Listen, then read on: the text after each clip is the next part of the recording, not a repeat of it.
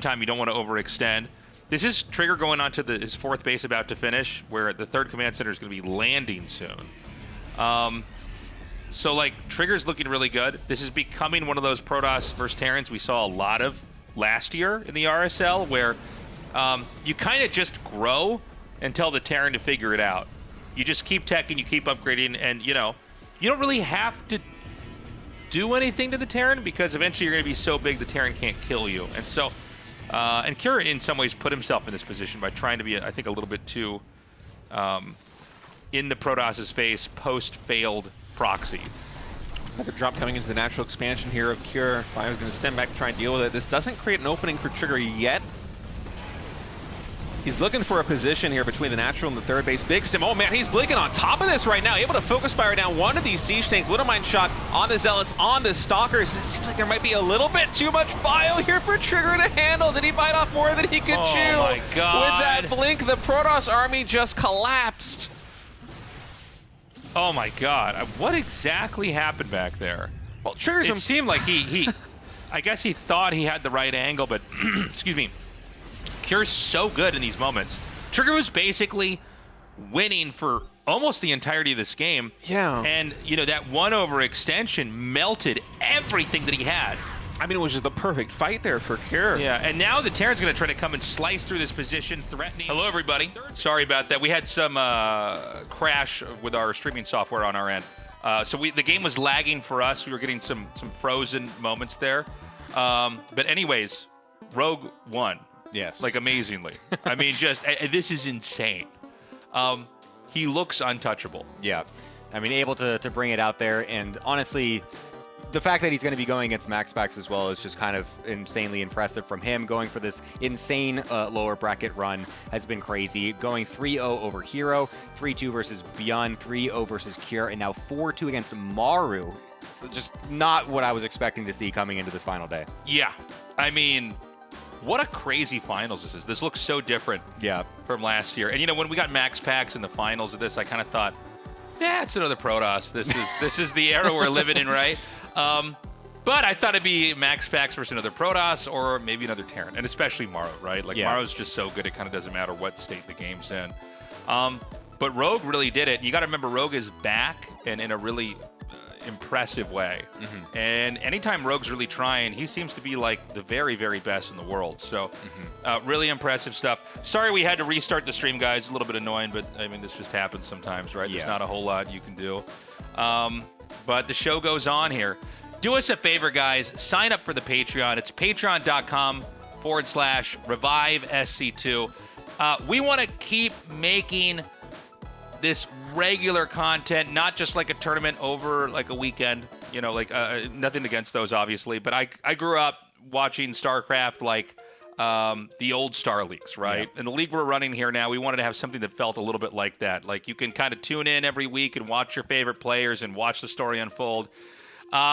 And it's in an amount of size content where you can consume it and enjoy it. I know today is a little bit longer, but it is the finals. We're kind of hype about that. So consider signing up if you would. That would mean the world for us. Any tier that you can sign up for, we appreciate. And if you are not in a position to support us financially, you can join for free, and you'll still get emails and notifications from us.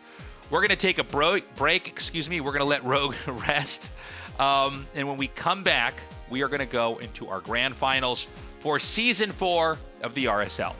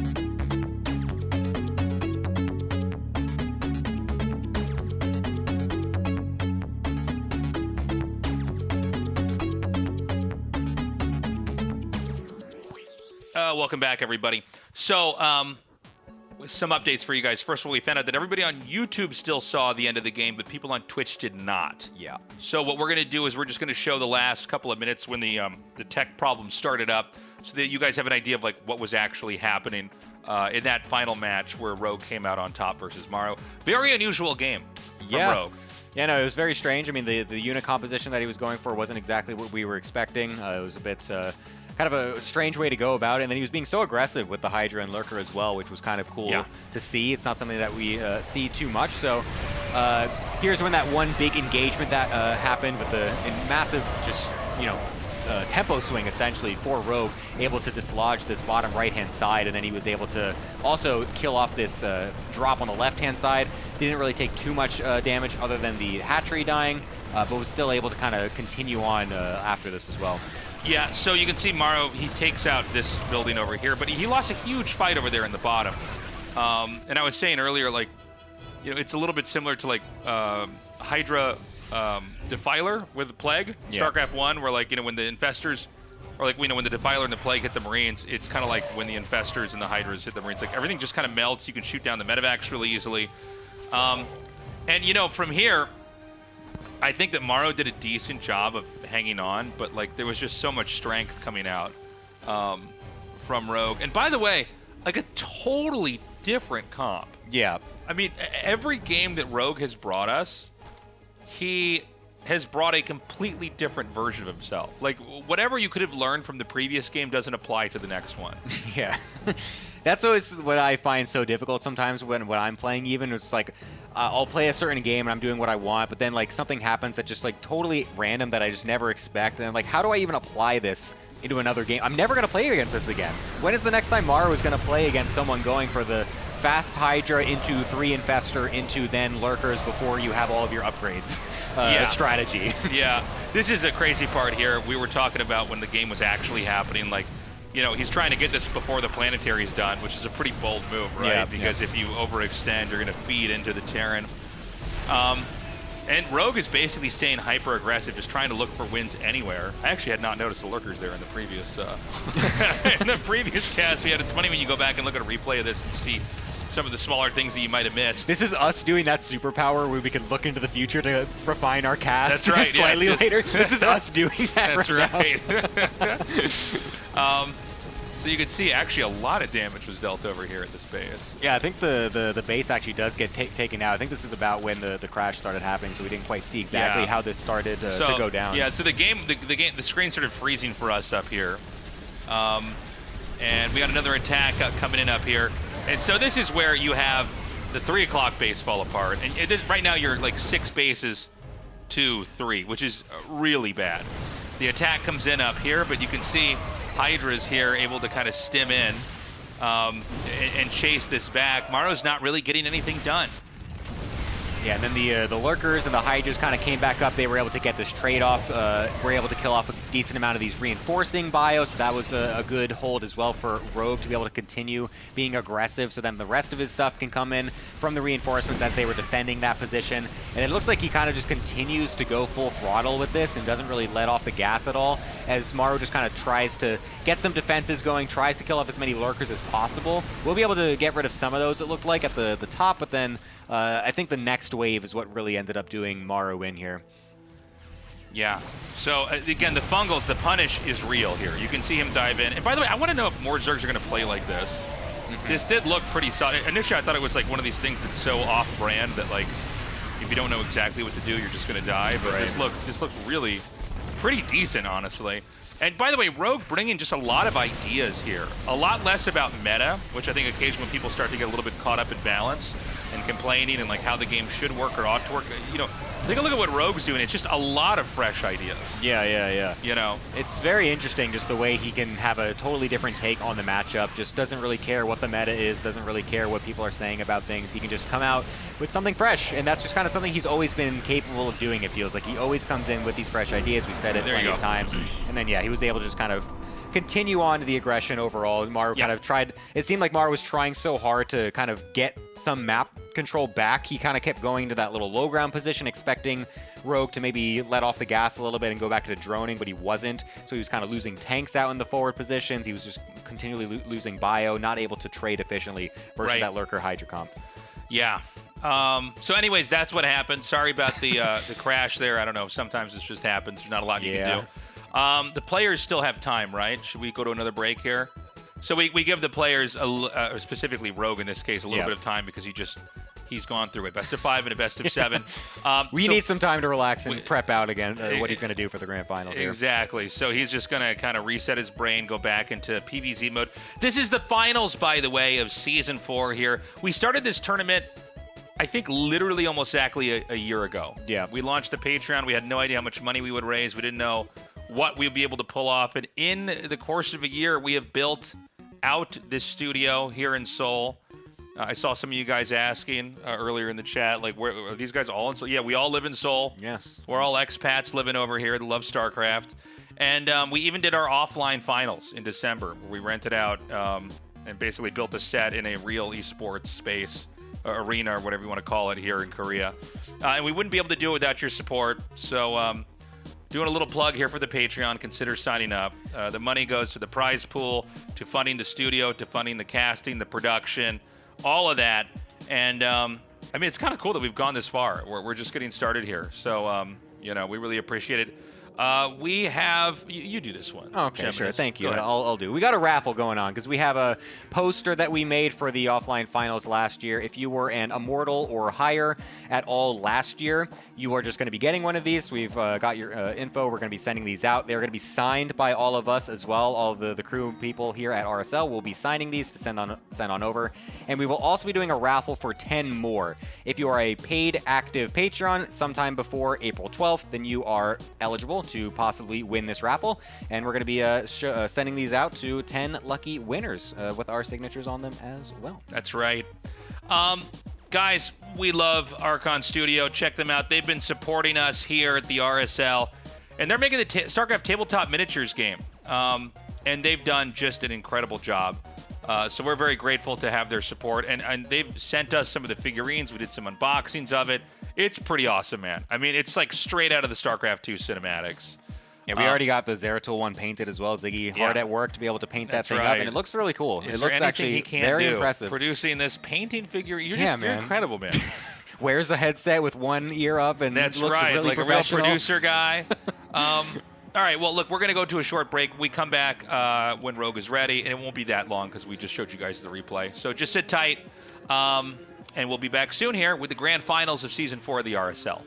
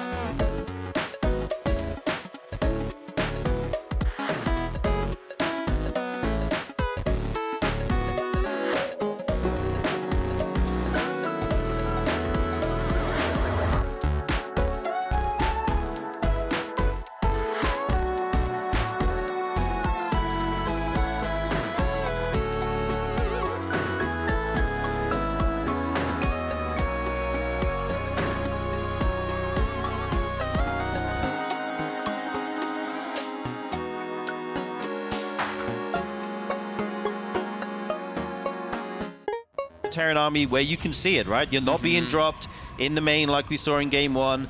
You're not being flanked or anything like that. You know exactly what your opponent's doing. Maybe you don't want to overextend. He's doing a very good job of not doing that, just picking off what is safe to get and then backing up when he needs to.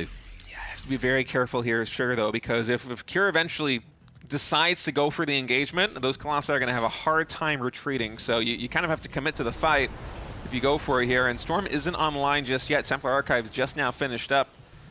I don't know if it's actually getting started just yet. Is this just going to be for Archives? Okay, no, we do have Storm being researched. So eventually there will be AoE back at home here for Trigger. Should Cure win the fight defensively as Protoss is continuing to push in towards this third base. This is the main mining base right now here for Cure. Yeah, Cure cannot lose this base. Disruptor Shot just gets a single Marine there. The Marauder stim forward's going to start to chip away at these Zealots, and neither side wants to fully go for this, but eventually someone will have to. The Vikings onto the Colossus right now. Blink back from Trigger. Does he want to actually take this fight? Colossus low in HP, both in the orange here. I'm not sure who this fight is good for. It feels like it should be good for Cure, but Trigger just keeping him at home right now. Yeah, I think it's better for Cure. It's just very difficult as the Protoss player in this situation to try and zone out the Vikings here with the Stalkers, because the moment that you do, the bio is going to stem forward and just melt those Stalkers in the front line. And Trigger, you see the bank right now, it's basically all minerals, very little gas. As Cure's going to be pushing the issue, he's actually going to fight right here in front of the third base. No storms yet. Vikings are able to take down every single Colossus. Templar are now joining in, but I think between all of them, there's maybe only 1 or 2 storms. Wow, such a decisive fight here so far, but here come the High Templar. Can they change things? One falls immediately. Okay, finally, they have enough energy. Yeah, the storms go down, but nice dodges here by Cure, keeping a lot of his army alive, even if it is low HP. Yeah, finally, man, I was worried when those Templars showed up because there was only one that was really warped in quite early. Everybody else was kind of waiting to get up to 75 energy. So luckily for Trigger, the engagement dragged out long enough that he was able to use those storms to kind of shoo away the Terran army, but he didn't actually confirm much at all in terms of damage on this bio. You know, the medevac's eventually going to be able to heal everything, but in terms of units lost, Cure, you know, he took a beating, but he didn't lose very much. Yeah, indeed. Behind this, though, Trigger is up to 6 bases, though, so trades are what he is looking for. Storm goes down on not too much. That High Templar will fall. Nice spread out of the army here by Cure. A big arc all the way in front of this base right now. Got to be careful with these High Templars. They're going so far forward. This one will just get away. No, it won't get away. It will fall down. And Trigger trying to push the issue still. Snipes another Viking right there. This Templar almost has enough energy for 2 storms. More getting morphed in. And man, the double forge really starting to pay off right now. +3 ground weapons, +2 ground armor going to be finishing here for Trigger in just a moment. Continuing to press the issue. Again, charging in. Does not want to give these medevacs any time to gather energy and fully heal up this bio. Is Cure now, he has to really rely on this planetary fortress to anchor the position. The medevacs are just so low on energy. Yeah, well, Trigger is actually getting ahead in the supply here. He's taking some really good fights, leveraging his better economy over time here. Nice spread out on these Zealots. Can send a few of those into the mineral line if he wants to. Start to hack away at these SCVs, do some economic damage, and Cure backs up, and Trigger takes that chance to kill a ton of these workers. Now going to move in with the Colossus. It's super low, but just surviving. Getting a lot of shots off. Almost 30 SCVs go down already, Stave. Yeah, the entire mineral line's destroyed right now. This Colossus even gets microed back there by Trigger. There's only one Viking gets taken out. Colossus on maybe 1 HP. The bio's still so low on hit points because there's no medevac energy at all. And so these Zealots, even the Zealot connections, are able to do big damage right now on this bio. And with the third base taken out, that's it. GG is called. Trigger is able to fight back. We have a game 4. We've got a series, guys. Trigger fights back, like you said. What a game. He was in control for so much of that game, like being so aggressive, expanding behind it, and it just felt like there wasn't really a good moment for Cure to take the engagement that he wanted, and then Trigger traded out his units with a better economy, just fight after fight after fight, ground him down over time. Yeah, that looked really good for Trigger, and I was a little bit worried when he was starting to posture in front of the third base before he took any additional geysers, because Trigger did that in game number 2. He was in a great position. He was up in expansions. He was up in workers. His mining was better, but he stayed on 3 gases in that game number 2. And as a result, he's like, you know what? I need to commit. So he blinks on top of the siege tanks. He gets cleaned up. Cure fights back. Takes a game 2 that probably Trigger should have won. And then here in game number 3, we were seeing kind of the same story. Trigger went up to 4 bases. He was still staying on 3 gases. But eventually he decided to pivot. He took those gases at the 4th base. He added in the 2nd forge. Yep. And that allowed him to apply all of this pressure to Cure, to slow Cure's economic growth, to shave off a couple of units here and there, while simultaneously building up back at home. And I feel like that was a very keen insight that he had over game 2 to game number 3, making that slight adjustment, because had he committed the way he did in game number 2, I feel like this would be another Cure victory. You saw how good the defense was at the third base, but this time Trigger just a little bit faster in terms of adapting, able to build up a little bit stronger. And now we're going to a game number 4. The map is loading in. We got a series, folks. Yeah, I love the way Trigger played that. Like you say, staying on 3 gas until he gets his 4th up, then suddenly taking a bunch of gases at once, tech in, second Forge, high Templar Storm, all that good stuff, and then just able to take some good fights there at the end. Very nicely done. I'm curious if he'll play Standard again, or if he's going to mix it up here. I just feel like he's so good at playing Standard. Like, he's able to use all his units and get so much value out of them over time that kind of suits him well, but it is up to him. We'll have to see what he's got for us, as we do see just a normal opener here. Gas first, interacts for Cure, excuse me, as this SCV takes a little wonder. Yeah, it's a proxy something. So gas first opening here for Cure, and he's sending the SCV all the way towards the 9 o'clock position based on the screens that you see here on the minimap. Yeah. Is this going to be for a second proxied barracks? I mean, it must be, right? Yeah, it's got to be, right? I mean, you're not going to make a factory by itself. Of course. Okay. Oh, you're just taking the roundabout way here. Huh, yeah. I suppose he wants to avoid the probe coming down to the main pipeline. All right. Engineering Bay block here in the natural expansion. I thought we might have a second proxy barracks there with that gas first, I wanted but no, to see instead it's... I think I was just hoping to see another proxy. Because the games are so fun. But yeah, it is just an eBay block. And we'll have to see if Trigger takes his Nexus at the third base location. Okay, we do see it go down now. The SCV gets confirmation of that. So yeah, nice reaction by Trigger. This eBay will get cancelled in the near future. There we go. And yeah, the factory going down here for Cure back at home. Just going to be going into some of a more normal build here after that eBay block. The probe just gets away there from the Marine. And I wonder where Cure is going to go with this. It was a gas first opening, which means he can still go for the expansion if he wants to, but his tech is going to be a lot faster than it normally would be. We just had 1 Marine churned out of that barracks, and now we have a reactor coming in as well as the factory. Natural expansion can be thrown down in just a moment.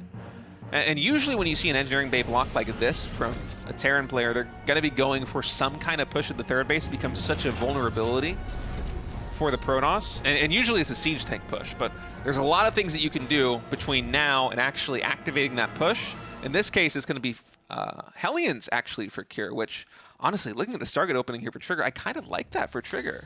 Yeah, it could be good. The one thing you can say is that Trigger doesn't have a wall at his natural because he's taking this Nexus down there, so the Hellions might be able to run by if the units are at the third or something. Right now, this Adept goes up to the top of the ramp. Oh, actually shades in back here to the middle. I'm trying to get this SCV. Oh, it will get away as the shot goes onto the Hellion, and the Adept will fall. You're going to be repairing that Hellion, so this will buy Trigger a little bit of time, and you can see him just chrono boosting out those Phoenix. The Phoenix dispatch Hellions so quickly once they get lifted because they are light units. They just absolutely shred through them. Yeah, I feel like this is going to come down to, can the Phoenixes find the Hellions before they get in a mineral line or anything like that? Oh, we're actually transferring a lot of workers back home here. That's smart by Trigger. He knows that he can't cover both the main base and the third base right now for the Hellions. The Phoenix are just a little bit too late.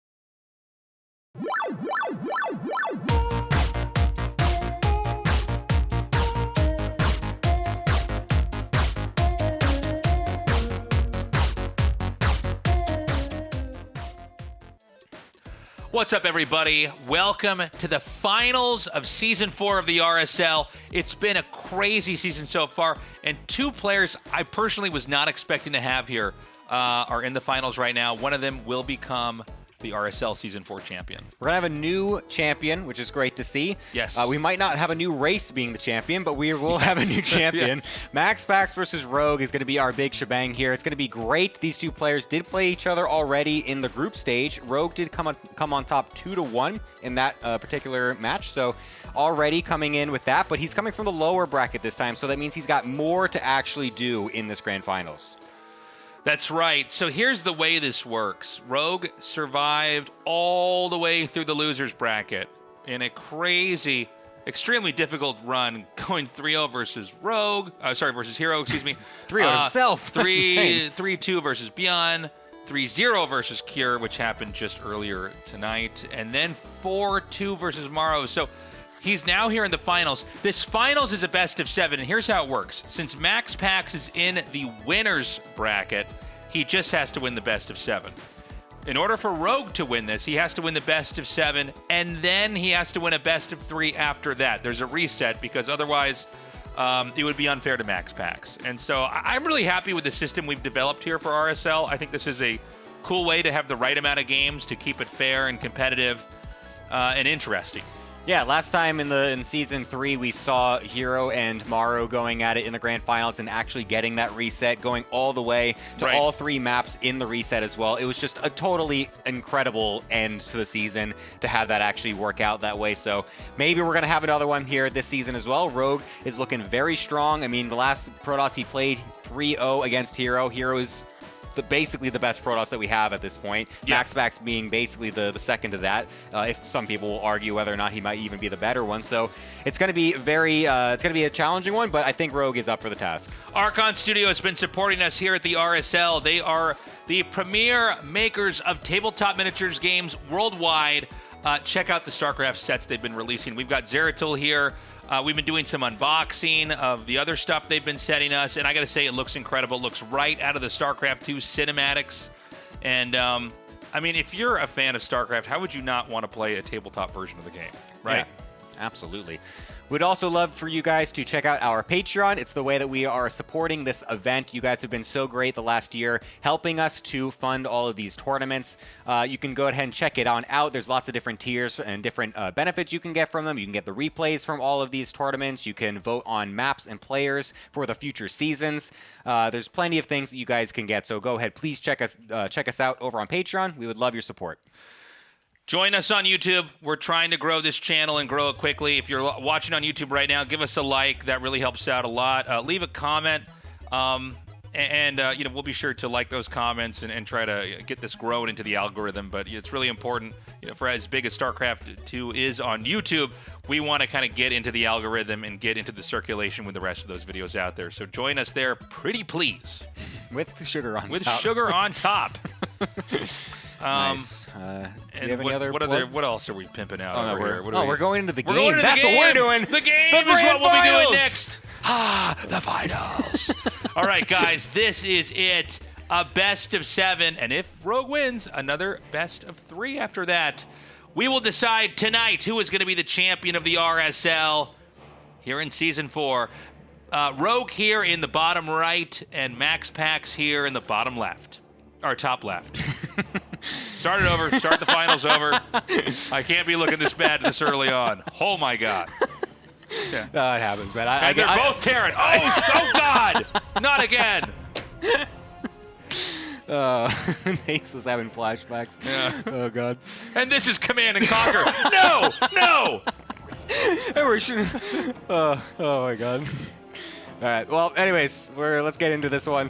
Of course, a PVZ, first one of the day. First time we're getting a Protoss. We've had a lot of TVZs, so a nice, refreshing look, of course, getting some Protoss. And so it's going to be likely from Max Pax, a lot of super standard stuff. He loves to bring in just normal Stargate play, going into the normal mid-game stuff. Rogue, on the other hand, of course, we all know, loves to go over some shenanigans, loves to throw in some proxy hatches, loves to go for some early all-ins, likes to go for even super long macro games as well. So you never really know what to get when you're looking at Rogue's game. So very curious to see what they're going to be bringing here. Yeah. It's been TVZ all night here as we watch Rogue navigate the losers bracket. And I got to say, this guy brought more ideas in a day of ZVTs than you'll see sometimes in an entire tournament. Yeah, absolutely insane. I mean, it's crazy. But the question is, how's he going to do here now, in this matchup? Yeah. And this has been probably one of the more controversial matchups here in the game. Yeah, I mean, you got to totally switch up your mindset now coming off of all those TVZs. And now, I mean, he has looked pretty decent in the PVZ as well overall this tournament. The only time faltering to Trigger, interestingly enough, of all the players, I feel like Trigger maybe he's a great player, but still kind of an up-and-coming talent, essentially, whereas he just kind of, Rogue just dispatched Hero very easily. And he also beat MaxPax in the group stage already, like we had mentioned. So Rogue will be, of course, looking back at that series, MaxPax as well, taking ideas, seeing what worked, seeing what didn't work, and trying to adapt to make it into this grand finals and actually win the entire event. Yeah. And look, last year in 2025, it was a lot of Protoss dominance in our tournament circuit. And, you know, we're going to see if that continues on here. And there's always different eras of StarCraft where, you know, one race might be stronger or might at least outperform, if you want to say it in the fairest way possible, might outperform the other. And we'll see if MaxPax can, you know, carry that era over here now. So, you know, the thing about Rogue is really his range of play. And I was talking about this earlier. Beyond just the range of play, it's his ability to, I think, look at the matchup in a way of just how do I win. You know, I think a lot of players in a lot of the conversations are talking about how, like, oh, I can't macro up, or I can't play this certain way, and that's not fair. I can't win that way. And what I like about Rogue is he seems to kind of sidestep that and just approach. Okay, so maybe I don't get that many drones in some of these games, or maybe we don't try to play a huge macro game where I take the whole map because I probably can't, depending. I mean, I think you kind of get what I'm saying. Yeah. So I want to see what he wants to do here in PvZ. Now, PvZ, we've always had pressure plays, but we've also had a lot of kind of slow cooking where, you know, you kind of play defensively and then tech in the air, and it's just sort of hard for the Zerg to dismantle. Yeah, it's definitely a bit tricky every now and then. Looks like a couple of Lings were sent across the map for Rogue, looking like he might have tried to go for a counterattack or a pressure at the third base, but the double Adept will show its face over in the front of Rogue's base, so he's needing to bring those back, coupling them up with the Queens as well to deny that harassment, making sure he doesn't just lose a bunch of drones outright. You cannot let that double Adept to freely shade into your mineral lines. They will one-shot your drones, and of course, you're going to have a really bad time in the early game if that's the case. So we'll be able to keep these back. We'll be able to deny the damage from going down, but at least for MaxPax, he's able to clear some creep tumors, make it a little bit more awkward for maybe some future attacks if we do decide to split the Zerg up as MaxPax. Okay. The Adepts are going to try to shade in once again. I mean, Rogue's defense has been pretty solid. I actually really like this. Okay, so he uses the Oracle to drive away the Lings. But, you know, when you come in like this, you got to be careful. It's hard for the Adepts to get back out, but you know, the balancing act here from MaxPax has been pretty perfect, honestly. I mean, you know, he's going to actually... I thought he was going to shade out here. He's going to shade over into the natural, and he's going to get some drone kills. I think he can at least get, what, maybe 4 or 5? Yeah, 4 is pretty good. That pays for the Adepts. That's very good. It's very rare that you actually sacrifice the 2 Adepts if you are going to be going into a Glaive follow-up, because you just want to keep as many Adepts alive as possible for the eventual next step, which is a larger attack with the Glaive upgrade finished. So this could do 2 things here. One, it could actually bait Rogue into thinking it's not going to be a Glaive follow-up because MaxPax was so willing to suicide those 2 Adepts, but it's also going to give MaxPax an extra advantage because he got so many drones. You don't expect to usually get that many drones that early with the double Adept, so a very nice job there from him, and he will be able to come out later with some more, even just now coming in with 3 random Adepts, just get a couple more drones on the transfer as well. This is starting to look very nice for MaxPax. Yeah, now when you get these Adept Glaives, I mean, you're going to try to really hit them hard. You know, when you get into this developmental stage of the game, I thought for a second he might go around that. That would have been crazy. That would have been, yeah, I was like, how do you do that? Okay, so he does see this. That tips the alarm. And the question is, how is Rogue going to be ready for this? Now, I think Rogue's really good at movement and kind of stalking the Adepts and shading. Oh, no. Well, I said that, and then he's just like, well, never mind. He gets in. Usually you have like an evolution chamber that's blocking that, but he had a spore, I think, making over there. Yeah, he was trying to move it because it was coming from the natural. It wasn't quite there in time, so the Adepts do get in. 7 drones already getting killed off, and there's more where that came from. More Adepts coming in from the left-hand side as well, as some are still in the main. 12 drones getting killed off, as more are even falling as they're just being pulled to kill the Adepts, as there's no more Lings alive. The Queen's frantically trying to go between the 2 bases. This is why you try to clear the creep early as well, so to make it harder for the Zerg to counter these rotations, because the Adepts can just freely go back and forth with the Shades. 20 drones getting killed off in this early game. That is a massive move for MaxPax. Yeah, Max Pax got the damage in there. The drones are being remade. The counterattack is headed north to try to hit this base that I think he actually probably could deny, depending on where these Lings go exactly. Good tagging on the Lings. And, you know, he's going to see this is here, but the Lings are kind of in the wrong spot. He's going to loop back around. This should give Max Pax ample time to kind of come up here and try to defend. A lot of times when you have Oracle Adept to defend a base, you kind of wedge stuff in between pylons and batteries and nexuses. It looks like Max Pax is very well defended for now. The Oracle's, of course, tracking those Lings very well. We'll make sure that they don't get in and get into any difficult locations for him to deal with. So very nicely done by him, and that's going to allow him to send more Adepts over to the right-hand side, left-hand side as well, as the Lings are still on the right. They were not in position to deal with this, and since Max Pax knew this with the Revelations on the Lings, he's able to go for these Adepts. A nice reaction overall, though, from Rogue, as he doesn't actually lose too many drones to those 4 Adepts, so a pretty nice response. Yeah, I mean, Max Pax is playing a very, very clean game here. And, you know, it doesn't necessarily mean he's going to push out right now, right? The Adepts got in there. They hobbled the Zerg a decent amount. Mapu's actually showing us that only one of the Evo chambers was upgraded. Did I see that correctly? Yeah, it just starts it right now. Okay, Gets the extra one going. So it just maybe didn't have the gas or just misclicked for a second there, but we'll get them both going. He does have triple Evo chamber. Oh, did he? I didn't notice that. No, because I said there wasn't, then I looked and I saw you're right. Oh my god. Oh my god. Yeah, so I didn't even notice this. Yeah, no, that was... Because he made one extra to try to block the Adepts earlier. Yeah. So he's actually getting 1-1-1. Sick. Well, what else is sick is this attack from Max Pax just completely killing best Rogue. play-by-play by us. 1-1-1. How do you like that, guys? Yeah, right. We're trying to figure out how many Evo chambers there are playing the game. Oh no! We're destroying everything. Oh man! It's a disaster. Whew. Okay. Well, 1-1-1. Get owned, Yeah. Rogue. 1-1-1. More like 1-0. Protoss is gonna win that one. Hey. Man, Max Pax looking extremely strong there. That was great, man. That was really a just overall solid game. I mean, comes in with the early Adepts, gets a lot of drone damage, gets some more Adepts, and gets even more drone damage, and then decides, you know what, let's just go and kill him while he's trying to remax a little bit, try to get that economy going again. And that's the benefit that you get when you go for that type of build. If they don't scout it, they don't react in time, they don't get the defense, you're basically forcing them to make all those drones that they lost, so that just puts a timer on when they can actually make more units, and then you just come in with a big counter push, and you just end the game. Beautifully done right from the start when he got the couple drone kills with the Adepts. I mean, Rogue was really very destabilized there.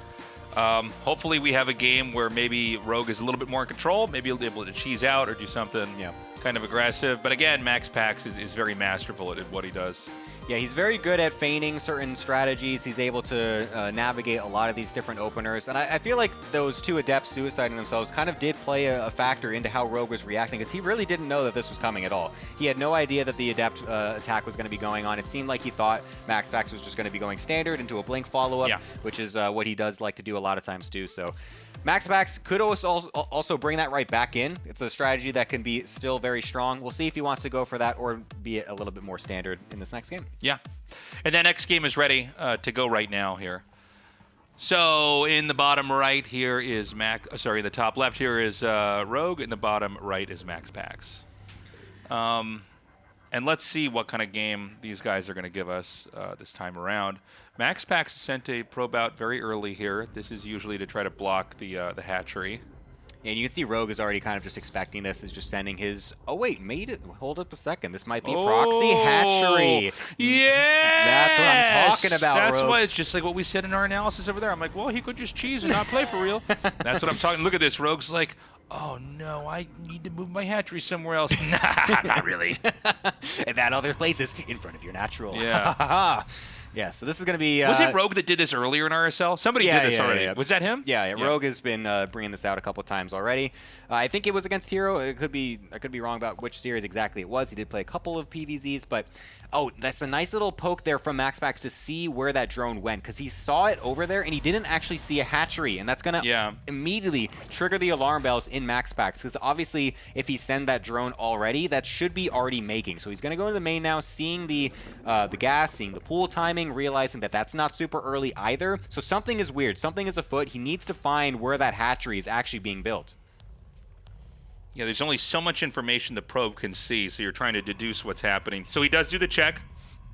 I feel like especially on this map, you just should always check outside there if you don't see a hatchery immediately, because, you know, with the way Zerg develops, there's never a game where you're like, oh, he just didn't have a hatchery and the pool was at a normal time. You know what I mean? It's that there's money has to go somewhere, right? So, you know, how exactly do you want to play this? You know, Protoss wall-ins, Protoss would be terrible if they weren't able to do these wall-ins. They wouldn't be able to expand. You know, walling in is such a integral part of just playing StarCraft, is knowing how to block things. But a lot of these builds are engineered to kind of punish that, particularly with the cybernetic score in the front here. If you can, like, kill that off, they just don't have any tech at all. And so I think this is going to be Queens and Spine Crawlers coming out now. Yeah, we'll see where those drones are actually being made. It looks like one of them is at the front, so yes, that could be a Spine Crawler being made right there. Interestingly, Sentry first is the choice from MaxPax. I'm very curious on how he's going to be going about this defense. Usually you'll see some players go like what he's doing with the fast forward, so you can get shield batteries and cannons up at the same time, and then you might transition into getting a lot of gateway units to complement that. And then you kind of push forward a little bit to try and combat the hatchery, but this time he's just totally walling himself in and just playing very passively with that Sentry first, which I'm just kind of waiting to see what he actually wants to do with that. I mean, force fields, I guess, could deny the Lings from trying to get damage, but then you have to deal with the Spine Crawler, so his tech is going to be really late to deal with that because, of course, the gas income, or using all that gas for the Sentry is a bit rough. Also leaving the Stalker on the outside.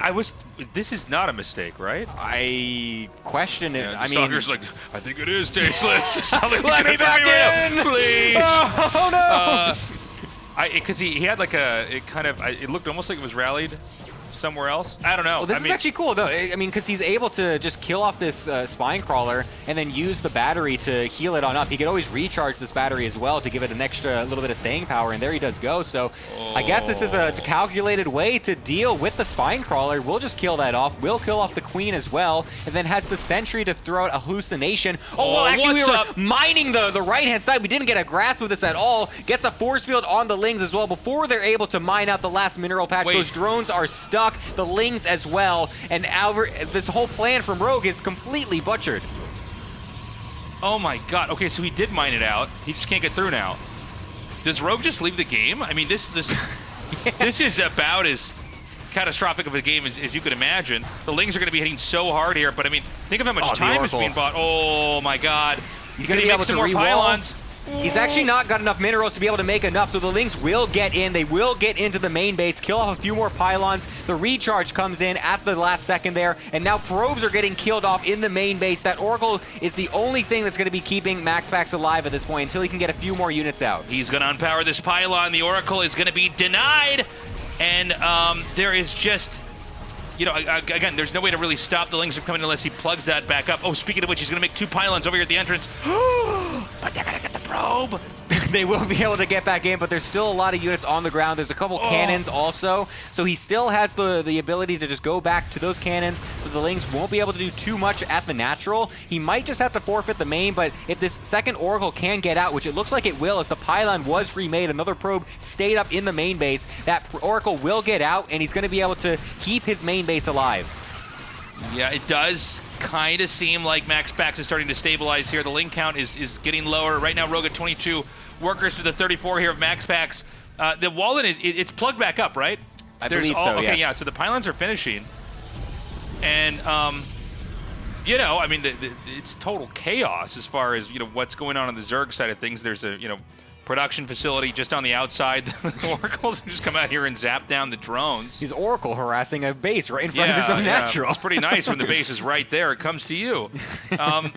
Oh my god, what? He gets in again. Okay, nice force field, though. That would have been a bit crazy if all of those Lings did get up, as there's only a few units in the main base, but luckily we'll be able to keep most of them out. Again, it's very difficult for Rogue to actually attack into the natural because there's all of those cannons and batteries there. So we'll just have to run away at this point. So again, nice crisis management overall for MaxPax. This is looking very good for him, even canceling that forge, forgetting that he actually made one earlier in the game. This game has been so chaotic.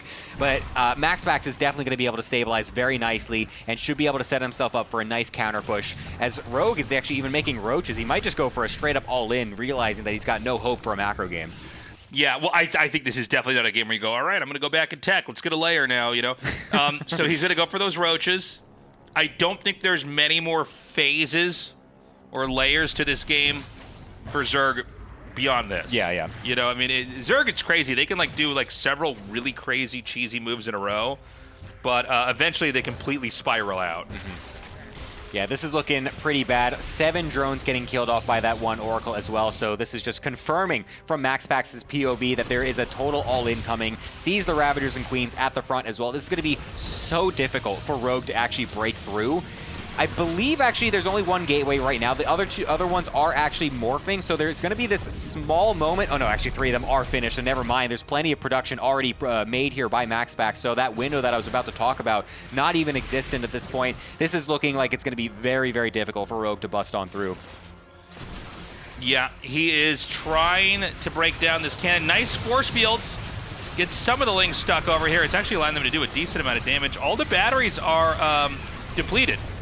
Now, hold on a second. MaxPax could still fall apart here. He's going to take the Adepts that were over onto the side defending and basically bring him down here. That last cannon finally falls. But, you know, it seems like there's just more Protoss on this side of the map than there is Zerg. The Cybernetics Core hasn't fallen. The Forge will go down, so +1 ground weapons is denied. Yeah, but this is just getting worse and worse for Rogue the longer this goes. He needed to make that bust happen right there, and it's not going to happen. MaxPax starts off the Grand Finals with a 2-0 lead. He's halfway there, looking very good.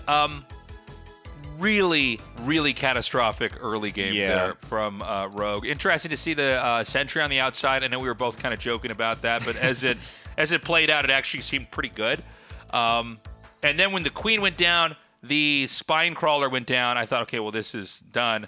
Suddenly, we see that the side is being mined out. Yeah, that was all a distraction. He was like, oh, look at the Spine Crawler. That was a distraction for the casters as well. We did not notice that at all. We were way too focused on that Spine Crawler. It almost worked, but, I mean, incredible force fields there. Great pylon wall. Rogue still gets in. Still does a lot of damage, but is able to stabilize. And even though, like, at the end there, it looked pretty close, but it was like 19 workers to 44. Yeah. So MaxPax is producing a crazy amount. And before that, GG was tapped out by Rogue. The first Immortal was going to come out, which is going to kill everything. Charge was also about to finish as well. It's like, if you're finishing Charge while you're dealing with a prolonged one-base all-in, essentially, it's like, there's absolutely no hope for you. So MaxPax in total control in that end-game situation there. Pretty ridiculous start to the series. Yeah, guys, check out our merch. Go to tastelessthreads.com. We've got RSL shirts. We've got tees, mugs, everything. You name it, there's something there for you. And, of course, if you're a Patreon supporter, you get 20% off. And if you want to support our Patreon, it's patreon.com/ReviveSC2. Pick a tier that you think you can support. If you can't support us financially, we totally understand. Just join the Patreon. We can at least email you and update you on our tournaments and our progress. Yes. We're going to be going to a little bit of a break as the rest of this Grand Finals is going to happen after that. Stay tuned. More Rogue versus MaxPax coming up. What's up, everybody? Tasteless and Ziggy here. We are finally ready to paint our first StarCraft figurine here. We've got Zeratul. I have no artistic ability, and Ziggy doesn't either, but he's got a little bit more than me, so we're gonna have him actually paint the figurine. Ziggy, tell us what we got here. Dude, we've got the Zeratul miniature, the very first one that we got sent by Arkan Studio from the StarCraft Tabletop Miniatures game. I gotta say, it's crazy. We have the primer on Zeratul right now, and that's gonna allow the paint to stick on here. We've got, how many different colors are we gonna use? Well, I got a bunch. I got some purples, got some greens. I'm gonna try and paint him sort of like he's on the box art. We're gonna start with the airbrush, put some purple on him just as a base, and then work from there with the brushes and see what happens. Let's do it. Let's do it? Let's do it. Okay.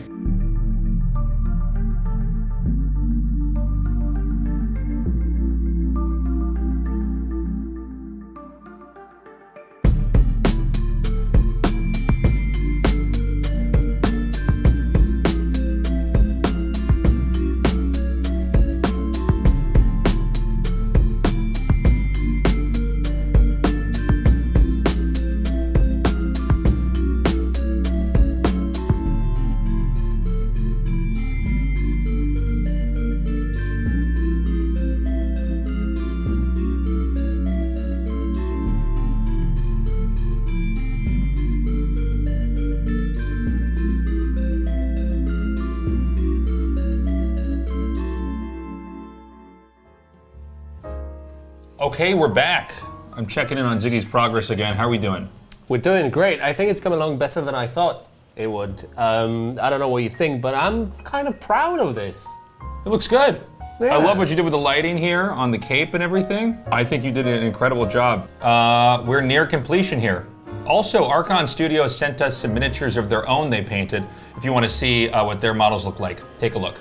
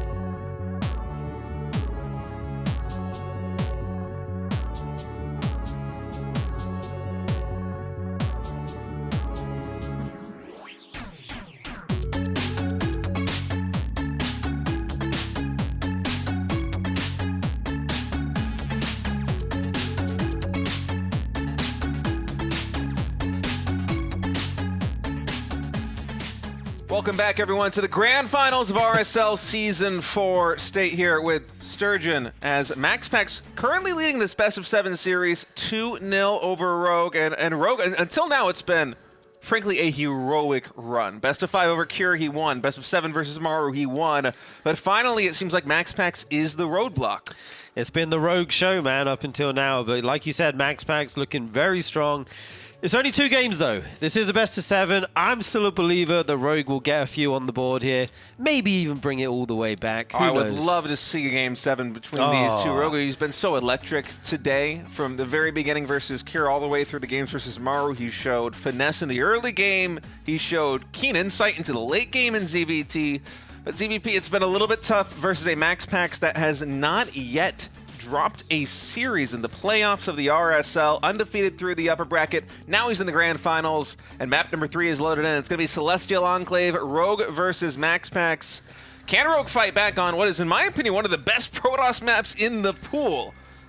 Yeah, we'll have to see. I When I think about Max Pax, the kind of standout attribute of him is his defense. I think he's such a good defensive Protoss. So I would maybe like to see Rogue try a few less cheeses, which sounds weird to say because he's been doing so well with them. But it feels like Max Pax has the response to everything. And I was so impressed by Rogue's kind of mid and late game strategies against Hero when he took him out 3-0. Like we saw him do that mass Ling style on low gas into Ultras eventually with Banelins. I'd love to see something like that. Right now, though, this probe is going to be annoying and block the hatchery, so Rogue will go take it at the horizontal location over here. Going back to the point that you made about Rogue switching it up and going into the late game, I think he might have to do that here on Celestial Enclave. Of all of the maps where you're going to try and bust down your opponent, Celestial Enclave is perhaps the hardest, not just because of the distance between your base and their base, which it feels a little bit longer than most other maps that we have in the pool, but also the natural expansion is on a high ground. You have a pocket expansion in your main base. It's kind of a half base, but it still is a base, right? Yeah. Which you could take if you want to be very defensive. And so it's not usually a map that we see games end particularly early on. And Rogue still can't just throw caution to the wind and go for the throat and try and make something happen in the early game here versus Max Pax. But as you said, he is a defensive master. He really is, and yeah, it's so hard to regrow at the moment. Who knows what he's going to do? We saw him use Mutalisks really well in an earlier series. I wouldn't mind seeing him try Mutalisks at one point in this EVP. We'll have to see what he's cooking, though, as right now this probe will be pushed away from the mineral patch by that drone. The Overlord pops in, sees what's going on, sees it's a gate, nexus, and core, and then we'll back off to the high ground momentarily. That's about as standard as it possibly gets here from Max Pax, as we're likely going to have the Stargate go down in a minute once that 7X core is done. I would be surprised if we had a big deviation in terms of tech here for Max Pax, although we will wait and see. Adept gets started now. Drones transferring the long way down to what is the second expansion, but is in the position of the third base just because of the pro block for Max Pax. Yeah, that base is quite far away from the main. You're not able to connect it with creep as you would the natural, so chroning out the adept here makes a lot of sense. You might be able to catch some units kind of transferring over like we did see the drones. You can go between one base to the other. You have to make a couple more Zerglings as the Zerg, and kind of have 4 in each base just in case they commit to that shade. So I do like it so far for Max Pax as the first adept pulls up into the natural here. He was going for the deny on the third base. Rogue got that in just the nick of time. That was milliseconds. It was like frame perfect there. That was beautiful by Rogue. Yeah, interesting. I'm curious if they were both aware of the timings there. Probably Max Pax definitely is, and obviously Rogue as well as the second adept comes over. Yeah, able to snipe one drone there. Creep Timber is going to get dropped now by Rogue. First Oracle is getting chrono boosted out here by Max Pax as Zergling speed is getting closer and closer to completion. I think there are enough Lings here that, he actually is going to allow that shade to continue. And I think one adept at least should be going down. Yeah, especially as Metabolic Boost comes through. Both these will get cleaned up here by Rogue. So in total, 2 adepts for 1 drone. No delay on the third expansion here for Rogue at the natural. I think Rogue's probably feeling pretty good about this, especially because losing those 2 adepts, now Max Pax likely has to keep the Oracle at home to defend the third. Yeah, very good point. These Oracles will not be able to go across the map and kill drones. They have a different role at the moment until some more units come out. We see the spores are already there in place if they do go across, but they're on guard duty right now, just overseeing this third base as it goes up here. Third base getting established now by Max Pax as he's adding in Twilight Council, second gateway as well. Another Oracle is going to finish, so we're going to pass the baton, so to speak. First Oracle will go cross-map to try and get some probe damage done. It does give a small window here for Rogue to at least snipe a pylon, so he's finding the damage where he can. Yeah, very nice pick-off there. We'll be able to save the drone as well with the Spore Crawler. Can't make a Spore Crawler, though. It doesn't build HP fast enough. You have to go for the Evolution Chamber there if you want to save the drone. So maybe just Rogue just hot fingering, going for the fastest possible structure right there. Oracle does confirm the kill. Yeah, indeed. Sometimes you don't have quite the room to make the Evo Chamber. I think he did somewhere, but either way, it will go down. We see more gates being added here for Max Pax, as well as the single Forge. Going to be getting 1 upgrade at a time, just for the moment. Lots of drones coming out for Rogue. Nothing crazy this game. It looks like we might get to see that macro game we've been looking for. Yeah, 2 more gates now coming in with Blink, so it'll be 4-gate Blink with a +1 Forge as Max Pax establishes that third base, where accounts still relatively even here, actually dead even when I said that. 48 to 48. Now Max Pax pushing now up to 50, and Rogue's going for a double expand currently. He's taking the pocket base, the half base, in his main base, and he's also expanding to the top left corner of the map. Yeah, I love this because if they do a Blink Stalker pressure and you don't quite have enough units, giving up one base or cancelling it isn't the end of the world. You can always transfer workers to the other one. And I would presume he will go for the pocket one, maybe try and blink in there. It could be a bit committal, but walking all the way to the other corner of the map is so far away. We'll have to see what his plan is as the first Stalkers are warped in now. Yeah, especially if Rogue decides he wants to play a Ling-based style here versus the Stalkers. It'll be tough to go all the way up into the top left corner here for MaxPax, and we'll see what he's going to get done. We do have Rogue, honestly, just powering up right now. A ton more drones in production. The Lair is finishing up. The Roach Warren is done. We might even have a couple more drones get squeezed out here by Zerg before he really begins to ramp production. This is actually going to be a Hydralisk den. So the Roach Warren likely for safety here for Rogue. And MaxPax, watching the minimap, he's already pushing up here in the top left. We were talking about how it's a bit dangerous, but he's feeling ambitious. Yeah, indeed. Quite interestingly, Rogue didn't go for a quick Evo chamber in +1, which you often see with this build. We see the single Evo chamber coming now, but some Zergs get this as early as 4 minutes. So kind of has his own take on this build, which is a little bit different to how I've seen him do it in the past. These Ling Scout, there's no fourth base coming down behind this for the Protoss, so he knows there's some level of commitment here with these war-pins at the moment. Yeah, MaxPax is playing this quite conservatively. He's not going for the fourth base just yet. Instead, he's fully powering up on the 3 bases that he's got. He's adding in 4 more gateways. He's adding in static defense and some photon cannons. He's getting +1 in charge before doing anything like taking a fourth base, as he's really respecting the threat of Rogue. Rogue throughout this entire tournament.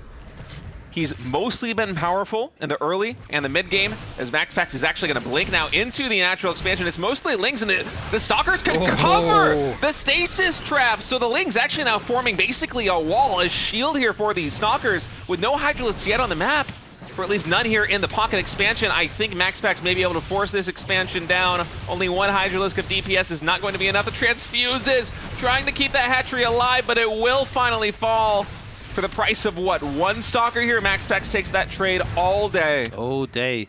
But the good thing for Rogue is he still has the top left base, and the pocket one is still is a half base, as you mentioned earlier. So if you could choose one to lose, it would be that one, I guess. So not the end of the world for Rogue. He still droned up very well during all this. He didn't lose a ton of units. We do now see Storm finishing up for MaxPax as he goes into his 4th Nexus as well. MaxPax now taking that 4th base. Templar Archives is done. We have more gateways coming in here, as Rogue should be able to get the cancel on this Nexus in the bottom right corner of the map. We do have a defensive warpin coming in for MaxPax, but I think the DPS of these Zerglings is going to be just enough. Yep, that is the cancel. Zealots will clean up the remainder of those Lings, as Rogue is trying to find some damage somewhere. He's also going for the Wall-in, or I should say the Destructible Rocks, at the natural expansion of MaxPax, and as you said, he still has that top left base, so losing the pocket isn't the end of the world. And MaxPax has been pretty much buttoned up on a 3-base economy. He hasn't really exploded the way you might expect him to in a typical PvZ. Yeah, indeed. Almost catches the War Prism here. Going to take some of its shields away, but good for him that he at least knows about it, can put units in position to deny this warp, kind of floating in and warping in a ton of Zealots into his base. Now sending his army to the bottom right is Rogue. And how are the defenses there? There's a lot of Zealots and Archons coming over. The rest of the army needs to be there as well, though. This is a lot of Zerg right now. Rogue supply looking very healthy here. Yeah, Rogue nearly maxed. Still playing very defensively. MaxPax finally establishing that 4th base in the bottom right side of the map. So we'll find a couple of drones of damage, and the transition coming in from MaxPax now is going to be very gas intensive. You can see him preemptively taking the 2 gases in the bottom right side of the map before the Nexus is even done, because he's going into a fleet beacon. He wants to get a mothership. He wants to start trickling out these high-tier Stargate units in addition to everything else that he's got. Yeah, fleet beacon just finishing up now. Infestation pit on the way for Rogue. Taking another forward base here in the middle of the map.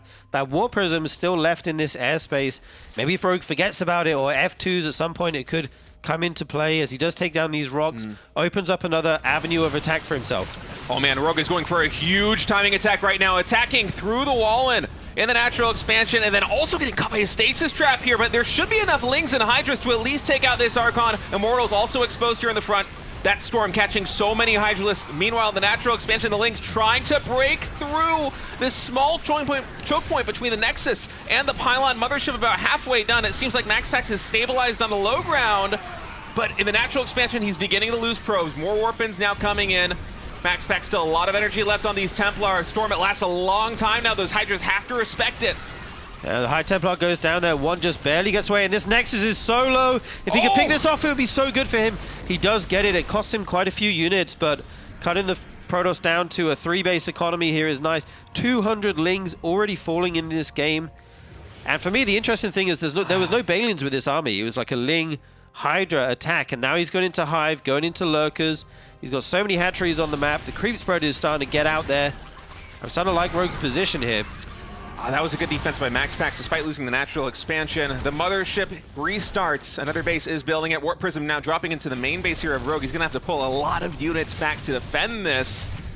And I think at the same time, we might even have Zealots attacking now on the left side. MaxPax is everywhere, really taxing the multitask of Rogue, hitting the third base, hitting the top left corner, dropping in the main base. The Warp Prism is still alive between the main and the natural expansion, and this is buying MaxPax time to reestablish that base in the natural expansion, to finally finish that mothership, which is such a useful tool in PvZ, and get his first Tempest out. Yeah, indeed. I'm so impressed by the way Rogue deflected all of those attacks. Only losing just a few drones here is really impressive. The Warp Prism, though, warping it in a, I was going to say a blind spot, but it is on creep, so Rogue finds it and would actually take it out. That is a weight off of his mind right now, as he knows there's no Warp Prism, flying around the back of his base. We have Adrenal on the way, the Group Spines upgrade, and 11 workers on the field here.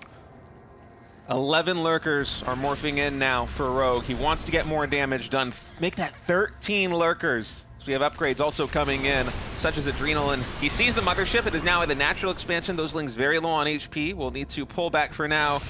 As Rogue setting his eyes on trying to deny this fourth base. MaxPax, keep in mind, he still has the pocket expansion as an expansion opportunity here in the future, but he's just trying to hold the bases that he's got.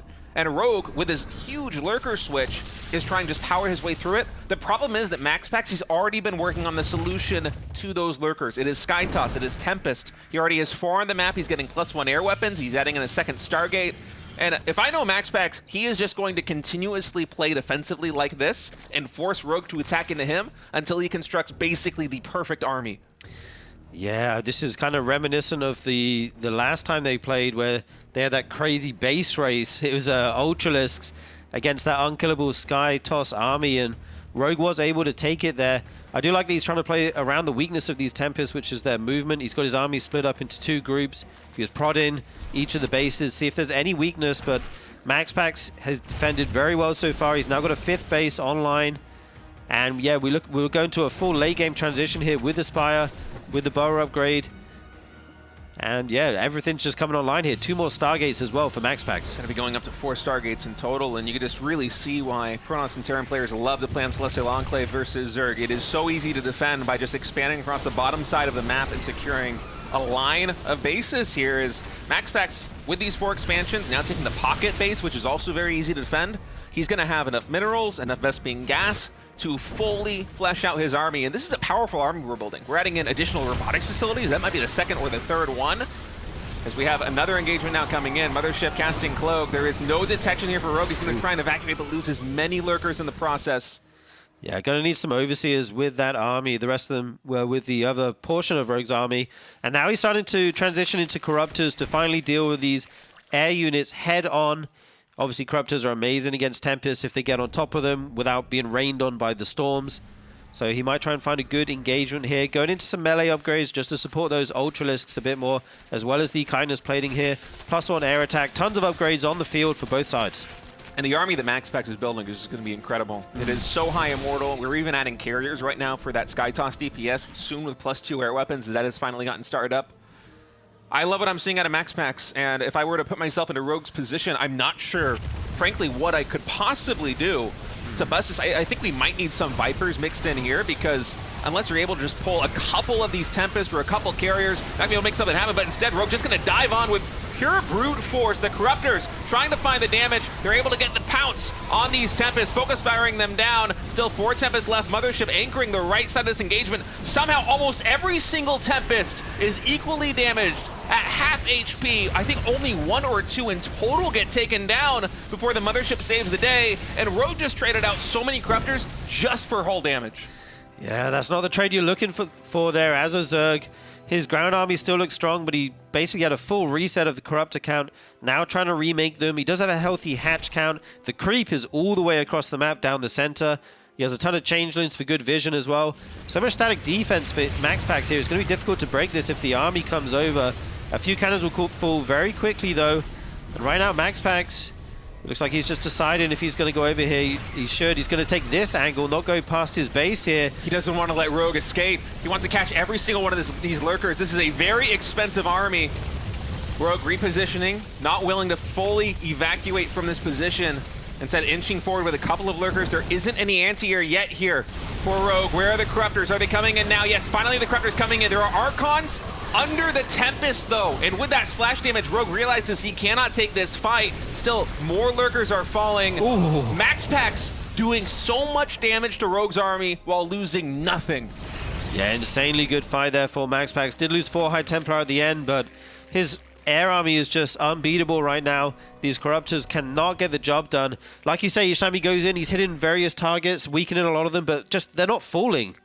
One of the worst parts about these trades from Rogue 2 is that the units that he's killing, it's typically the gateway units that are accompanying this army, and they're getting replaced by Immortals, by Carriers, by Tempest, by even more efficient units, as MaxPax now at 200 of 200 supply, feeling confident enough to begin pushing into the base of Rogue. Yeah, a few Zealots around the map just to distract Rogue. If he brings everything here, he'll lose his economy, so he has to split off some units. That allows MaxPax to take out these Lurkers, as he does have the detection. Here comes the rest of the Zerg army around the bottom, but it's kind of fragmented, coming in a bit at a time. The Corruptors trying to commit huge storms on those. The Mothership may go down here if he focuses at one air unit going down, but it just doesn't look like the anti-air is here for Rogue.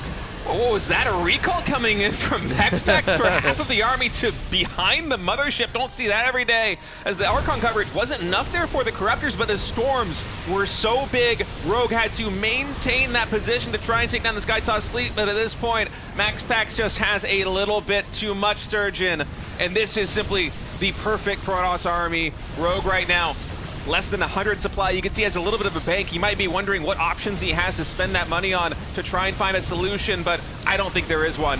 Now this army is about as efficient as you can get. Zealots now in the middle lines. Finally, GG is called. MaxPax goes up 3-0 in this series, and he is on tournament point here. MaxPax is just on a tear right now. He's playing so good, dude. As good as Rogue has looked in ZBT so far today, it just seems like trying to crack the egg that is MaxPax is an entirely different task. He has been impenetrable, and on Celestial Enclave, of course, of all maps, he's just able to play the slow, patient game, expand across the bottom side of the map, take all 4 bases there, and then just hold. He deflects attack after attack after attack. Eventually, he trades out all of the least valuable units, all of the Zealots, all of the Stalkers, and he rebuilds with Immortals, with Carriers, with Tempest, with a Mothership. It's just the perfect army. It's not even to mention how many Archons he had, how many Templars he had. Rogue just never was able to find that right opportunity to actually break through. Yeah, he went for that big Ling Hydra timing. Just to go back to that, he did take out 1 Nexus, which looks good, but he traded so much army for it, and it slowed down his tech a lot to invest in all those units.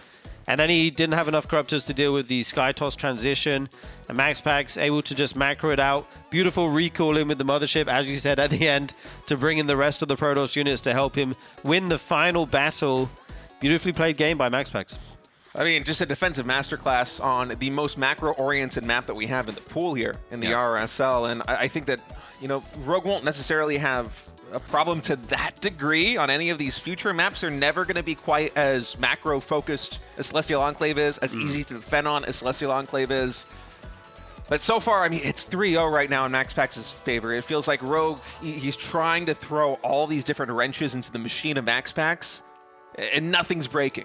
Right, he's just so good defensively, as you said. And guys, Rogue needs your energy. We're 3-0 at this point. We want to see Rogue take at least 1 game here. The map will be Old Republic. Rogue tournament life on the line. MaxPax just 1 game away from closing this whole thing out and being our Season 4 champion. MaxPax on fire here in RSL Season 4. Came through in the upper bracket, has not yet dropped a series in the playoffs of the RSL. And for Rogue to break that streak, he needs to win 4 maps in a row. That is a very tall order for any player, especially against Max Packs in this current form that we see. We'll have to see what Rogue can try and do here. Right now, the probe moving out, just going to be scouting here. Not early enough to block the hatchery this time, which was quite annoying for Rogue to deal with in the last game. He will get that down at his natural. Yeah, and I imagine what we're going to see for Max Packs, although I should say when you're up 3-0, you can really do anything that you want to do. Yeah. I imagine we're going to see some more of the same slow, methodical play, go into the fast expansion, add in the Stargate, get the Oracles for safety, maybe trade out the Adepts if you're feeling ambitious, but there isn't much reason to put the pressure on Rogue, in my opinion, because Rogue has shown, even in the most macro game that he played there on Celestial Enclave, that he is going to be the attacker. That is his role in this best of 7. And Max Packs, if he wants, can simply play to his strengths and just defend. Right. Yeah, I agree with that. That game plan makes a ton of sense for him. Of course, you always have the option to go for an Adept build like we saw in the first game, was it?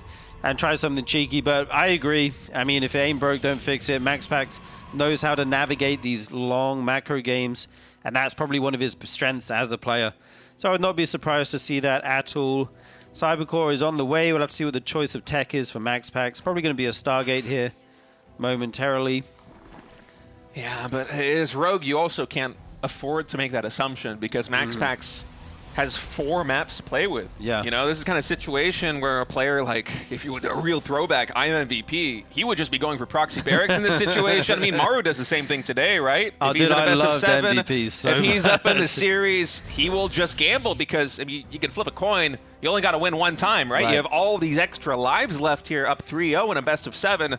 So for Rogue, if he wants to try and play a macro game, if he doesn't want to go for relentless aggression the way that he did earlier on in the series, he has to, you know, really button up on everything because Max Packs can just do the most wild strategies and Rogue has a responsibility of defending it, dealing with it, or being out of the tournament. Yeah, he definitely has that leeway to play with. He is forced to take the forward base here as the normal third was blocked by a probe. The Adept shades in, sees a few lings, will not commit as he waits for his buddy. Where is his buddy? The probe's going home. We'll have to see if he wants to decide to commit once he gets the second Adept. It's actually not going across the map right now. It's staying at home here. Yeah, Max Packs just doing the conservative thing. Does not want to get blindsided by a Ling run by here in the natural expansion. So he's just gathering some scouting information with this forward Adept, making sure that he spots the third base timing. Now that he's feeling safe, they will join up, retreat back on home. And this means that Max Packs, even though he wasn't able to trade out these Adepts for any drone damage, he can now use these to anchor the defense at the third base and be a little bit more aggressive with that first Oracle. Yeah, he wasn't able to send those across the map last time because he traded them out, as you mentioned. So this time we'll have that opportunity as they actually do need to be in position, though. Right now there's nothing here at the third except a probe and a pylon. Yeah, this is actually a very bold move by Max Packs. He's moving out with both Adepts right now. They're shading into the natural expansion. Oracle joining as well. So Rogue's going to try and find some damage here at the third base, but his Lings are out of position. 8 more Lings are in production, about halfway done. No Spore Crawler yet, so the focus fire from the Queens is important. He's able to parry away that Oracle. Only 3 drones falling thus far. Honestly, considering both Adepts and the Oracle dived on that hatchery before the Spore Crawler is done, losing 4 drones, that's pretty good here for Rogue. Yeah, indeed, and he got a pylon across the other side of the map. This Oracle is also bruised, has to be careful when it does go in, getting so low on HP now. And yeah, we see a Twilight coming out for Max Packs, adding more gases and gateways.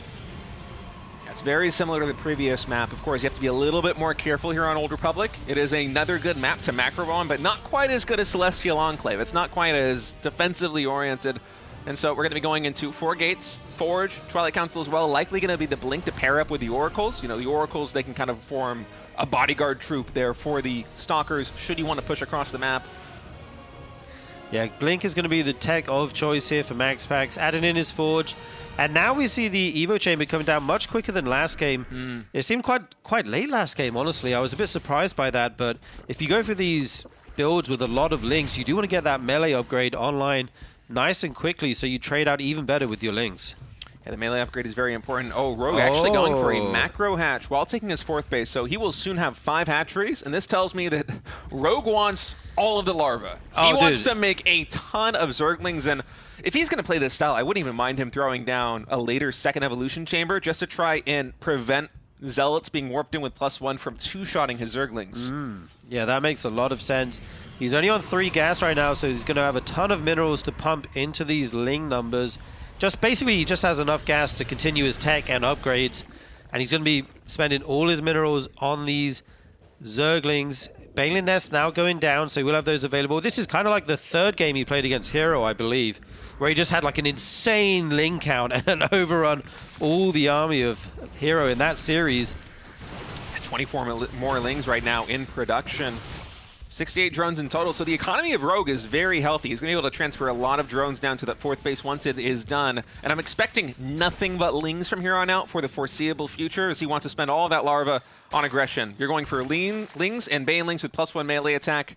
The big timing window is going to be when +1 melee is done and Baneling speed is done. But even before then, with 43 Lings, you can try and make some magic happen. Yeah, you got to be so careful as Max Packs here. These Stalkers can get shredded, but huge stasis trap catches about half the Lings. The rest of them, the flank, there's not even enough there to trap these Stalkers, so we'll have to wait until the stasis trap runs out here. 28 more Lings are about to finish, though. Stasis trap about halfway done.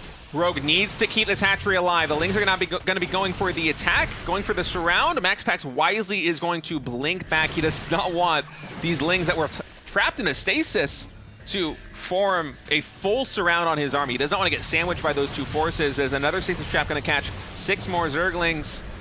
I think Rogue should have enough. 75 Lings. If he dives in right now, it will force a recall, at least, I think, out of Max Pax. But man, the stasis trap, the Oracles, there are just so many of them. Yeah, there's so many. Rogue's doing a good job of setting them off with a small amount of Lings. I'm not sure if he knows there's one more there, though. And it gets a lot of Lings once more. There's still so many more remaining. They're going to trap all these Stalkers, start to go to work on them. But the Oracles actually do a crazy amount of damage to these Lings. Stalkers now in pursuit, going to kite to the best that they can. But there's actually just too many Stalkers here. The Lings can't get it done. Too many Lings get caught in those stasis traps. I mean, that must be, what, 24 plus Lings here for Rogue? If he was able to just pop the stasis with 1 or 2 Lings, I think we would have a lot of dead Stalkers right now. But instead, Max Pax, he's being rewarded for spending the majority of his Oracle energy right now on stasis traps here in the center, and Rogue's gonna get one more shot. There is another stasis trap here. You can see him trying to defuse it. Finally, he is, and now he's able to get us around on a lot of these Stalkers. Half of them will blink back, but that means there's a lot of surface area for those Lings to work with. Keep in mind, they have +1 ground weapons, but at this point, the Stalkers, they've snowballed so hard, Sturgeon. Yeah, there's just so many remaining here. 158 Lings going down by the 8-minute mark. This is absolutely insane efficiency coming out of Max Packs. And now we have Charged Elk reinforcing with +1 ground weapons. That will allow them to 2-shot the Zerglings. We still have no Banelings on the field yet for Rogue. I mean, can he fight this army with just Lings, with Zealots and Oracle support? I'm not sure. Now we see the Banelings morphing in. Banelin speed almost done, but this hatchery is getting quite low, down to half HP. He can't wait too long to get ready here. The momentum behind Max Pax is huge right now. These trades have been unbelievably efficient, far more efficient than they have any right to be, with pure Blink Stalker and 3 Oracles versus a +1 Ling army with 5 hatcheries on 4 bases. Rogue once again going to be charging in, but the stasis trap catches so many Lings. These stasis traps have been Rogue's Achilles heel in the game 4. There's just such an insane amount of Lings. Look how many that is drawn from your army.